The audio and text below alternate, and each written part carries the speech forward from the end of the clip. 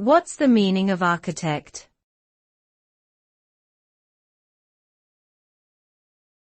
Architect.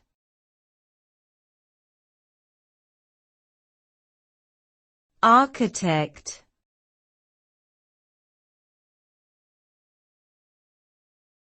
Architect.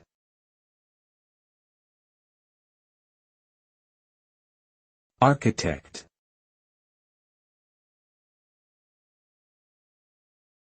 The term architect refers to a professional who plans, designs, and oversees the construction of buildings and other physical structures.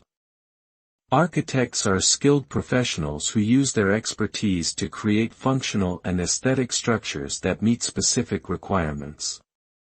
They work closely with clients to understand their needs and develop design concepts that translate those needs into functional architectural solutions. The result of an architect's work is a well-designed, aesthetically pleasing, and functional structure that meets the needs of its intended occupants.